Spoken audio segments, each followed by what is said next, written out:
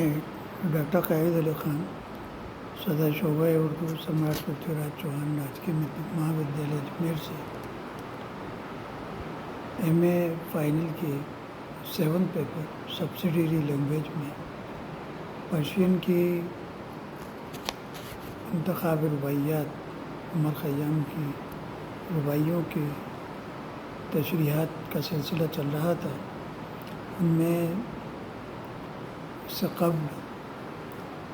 14-15 رباعیات ابتدا کی ان کی تشریحات کی گئی تھی۔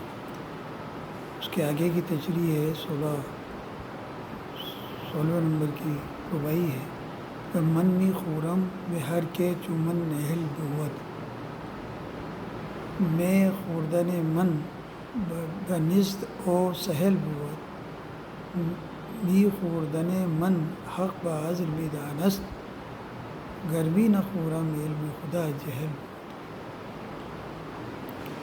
شاعرانہ استدلال اس رباعی سے ظاہر ہے۔ شاعر نے، چونکہ شاعر کا یعنی عمر خیام کا جو پسندیدہ موضوع ہے وہ ہے شراب نوشی اور شراب کی حمایت، لیکن یہاں جو شاعر نے شراب نوشی کی بات کہی ہے اس کے لیے ایک پیرایہ اختیار کیا ہے، یعنی شراب پینے کی وجہ شاعر نے یہ تلاش کی ہے کہ میں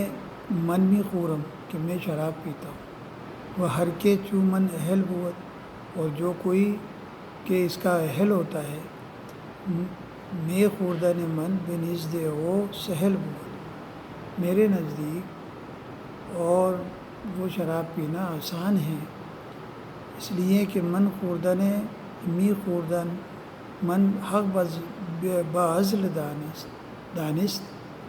کہ ازل کے دن سے میرا شراب کا پینا خدا تعالیٰ جانتا ہے، گر میں نہ خورم علم خدا جہل، تو اگر میں شراب نہیں پیوں گا تو نعوذ باللہ خدا کا علم غلط ہو جائے گا۔ تو شاعر کا ایک پیرایہ ہے، ایک انداز ہے بات کہنے کا، اور یہ کہنا ہے کہ رب تبارک و تعالیٰ نے سب کے مقدر کے اندر مقدر کا تعین کر دیا گیا تھا جس وقت کے دنیا بنائی گئی، پیدا کی گئی، تو میرے نصیب کے اندر، میری تقدیر کے اندر شراب پینا لکھا ہوا تھا،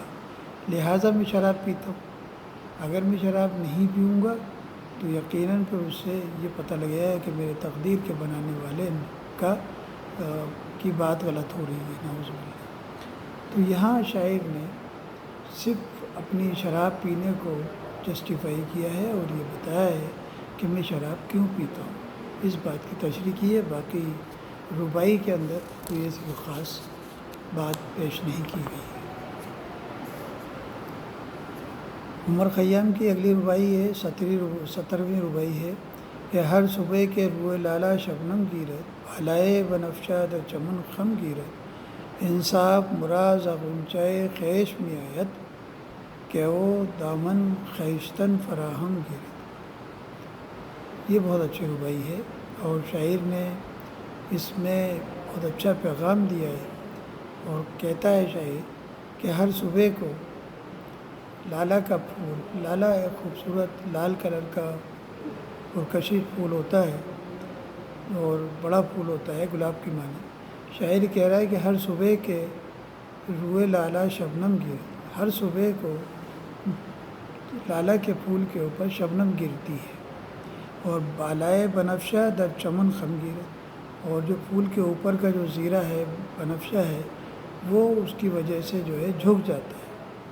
خم ہو جاتا ہے۔ انصاف مرازہ غنچہ خوش میں آیا، اب شاعر کہتا ہے کہ مجھے کلی کا انصاف اچھا لگتا ہے، کیوں لگتا ہے کہ او دامن خیشتن فراہم کہ وہ اپنے دامن کو سمیٹے ہوئے رکھتی ہے۔ تو اس رباعی کا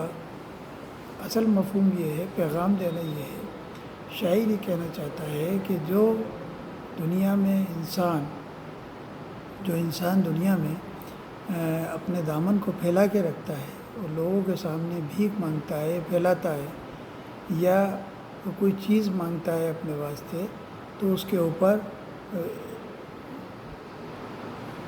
وزن ہو جاتا ہے اس کے احسان کا، وہ بار احسان سے جھک جاتا ہے۔ تو شاعر کا یہ کہنا ہے کہ جو اپنے دامن کو سمیٹے رکھتی ہے وہ تو کلی ہے، اور کلی جس طرح اپنے دامن کو سمیٹنے کے سبب سے اس کے اوپر شبنم اوس اگر گرتی ہے تو وہ اس سے جھکتی نہیں ہے، کیونکہ وہ پھسل جاتی ہے، اس پہ قائم نہیں رہتی۔ لیکن پھول کا دامن چونکہ کھلا ہوا ہوتا ہے، اور پھول پر جب شبنم گرتی ہے تو اس کے وزن کی وجہ سے اس کو جھکا دیتی ہے۔ تو شاعر کا یہ کہنا ہے کہ جو اپنے دامن کو سمیٹے ہوئے رکھتے ہیں وہ لوگ بڑے خوددار ہوتے ہیں، اور ان کو کسی کے سامنے جھکنے کی ضرورت پیش نہیں آتی، جبکہ جن کا دامن پھیلا ہوا ہوتا ہے وہ لوگ ہمیشہ دوسرے کے سامنے اس کے احسان مند رہتے ہیں اور ہمیشہ جھکے رہتے ہیں۔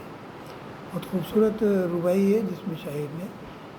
بہت اچھا پیغام دیا ہے۔ از جملہ رفتگاں یہ راہ دراز، باز آمدئی کے او کہ خبر گیرم باز، ہاں ہاں برسر این دو راہ آز و نیاز، چیزیں نہ گزاری کی نمی یا بھی باز۔ اس میں الگ طرح کی بات کہی، شاعر نے اس میں دنیا کی ناپائیداری کا بھی ذکر کیا ہے اور یہاں کی حرص و حوث کی بھی جو ہے مذمت کی ہے۔ شاعر کہتا ہے کہ از جملہ رفتگاں یہ راہ دراز، کہ یہ تمام لوگ جو کہ اس دنیا سے رخصت ہو گئے ہیں، چلے گئے، جنہوں نے وفات پا لی ہے، اور جو لمبے راستے پر چلے گئے، راہ دراز لمبے راستے پر یعنی آخرت کے راستے پر چلے گئے، باز آمدئی کہ او کہ خبر گیرم باز، کاش کہ وہ لوگ واپس آتے تو میں ان کی خبر گیری کرتا، ان سے خبر پوچھتا، ان سے ان کے معاملات کے بارے میں پوچھتا کہ ہاں ہاں برسر عید و راہ آز و نیاز، چیزیں نہ گزاری کی نمیاں بھی باز۔ تو شاعر نے آگے اسی شعر کے دوسرے شعر میں اس میں یہ پیغام دیا ہے کہ زندگی جو ہے وہ ایک ایسا دوراہا ہے جو حرص و حوث کا یعنی حوث کا راستہ ہے، اور انسان جو حرص رکھتا ہے، جو لالچ رکھتا ہے اپنے اندر، تو ایک راستہ تو وہ ہے، اور ایک راستہ اس کا راز و نیاز کا ہے یعنی نیکی کا ہے۔ وہ کس راستے کو اختیار کرتا ہے؟ شاعر کا کہنا کہ وہ شاعر یہ کہتا ہے کہ کوئی چیز ایسی تو مت چھوڑ دنیا کے اندر، چاہے تجھے کوئی سا بھی راستہ اختیار کرنا پڑے، لیکن تو کوئی چیز ایسی نہیں چھوڑ جو اس کے لیے تجھے واپس آنا پڑے، پچھتانا پڑے، کہ جس کو تجھے واپس تو پا نہیں سکتا، جس کو حاصل نہیں کر سکتا۔ تو یہ زندگی ہے جو ایک بار ختم ہو جاتی ہے پھر دوبارہ اس کو نہیں ملتی ہے۔ تو گویا جو عرصہ حیات جو اس کو ملا ہے، اسی عرصہ حیات میں اس کو ایسے راستے کا انتخاب کرنا ہے جو حرص و حوث سے پاک ہو اور جو نیک ہو، تاکہ بعد میں اس کو پچھتانا نہیں پڑے، اور اس کو صحیح راستہ اختیار کرنے کی تلقین شاعر نے اس ربائی میں کی ہے۔ تو یہی اس کا پیغام ہے کہ شاعر یہ کہتا ہے کہ جو لوگ چلے گئے ہیں، اس دنیا سے رخصت ہو گئے ہیں، کاش کہ میں ان لوگوں سے پوچھتا کہ تم نے جو راستہ اس دنیا میں اختیار کیا تھا تمہارے ساتھ کیا معاملہ ہے۔ لیکن چونکہ ہمیں ایک بار جب وفات پا جاتے ہیں تو ہم واپس نہیں آ سکتے، تو شاعر کا یہ کہنا ہے کہ ہم زندگی کے اس دوراہے پہ کھڑے ہیں جہاں ہمارے ساتھ مختلف قسم کی خواہشات کا ایک طرف راستہ ہے اور دوسرا نیکی کا ہے، تو ہمیں ایسا راستہ اختیار کرنا ہے تاکہ ہم اس کے پر بعد میں ہم پشیمان نہ ہوں، اور ہمیں جو ہے آخرت میں پھر دنیا میں آ کر جو ہے اس طرح کی کام کرنے کے لیے ہمیں پچھتانا نہیں پڑے۔ ہم جو دنیا میں کاش کہ ہمیں بھیج دیا جاتا تو ہم پھر اچھے نیک کام کرتے۔ اسی لیے پیغام کو شاعر نے اس ربائی میں پیش کیا ہے۔ یہ چرخ آگے کی ربائی ہے، یہ چرخ کے بکسی نمی گوید راز، پشتا بستم ہزار محمود ایاز، میں خور کے بکس عمر دوبارہ نہ دہن، ہر کس کے شد از جہان نمی آید باز۔ اس ربائی میں شاعر نے دنیا کی ناپائیداری بے صفاتی کا ذکر کیا ہے اور کہا ہے کہ یہ آسمان کسی کے راز کو نہیں بتاتا ہے۔ چرخ کہتے ہیں آسمان کو، کسی بھی شخص کے راز کو یہ بتاتا نہیں ہے۔ کشتہ بستم ہزار محمود ایاز، یہاں شاعر نے ترمیاتی اشارہ محمود اور ایاز کی طرف کیا ہے کہ محمود ایک معمولی ادنا غلام تھا، حبشی غلام تھا، ایاز ایک محمود غزنوی کا بادشاہ کا ادنا غلام تھا ایاز. اور شاعر کہتا ہے کہ جب ایاز ایک ادنا غلام ہوتے ہوئے محمود اور ایاز میں بڑی محبت تھی، بڑی رقابت تھی، اور وہ اس کی مثال دیتے ہوئے یہ کہہ رہے کہ ہزار ظلم کے ساتھ بھی ان کو موت نے آ گھیرا اور ان کو ختم کر دیا. تو ہزار ستم کر کے اس کو ختم کر دیا، ان کی محبت بھی ختم ہو گئی اور وہ خود بھی ختم ہو گئے. تو یہ آسمان جو ہے کسی کے رازوں کو منکشف نہیں کرتا، کسی کو بتاتا نہیں ہے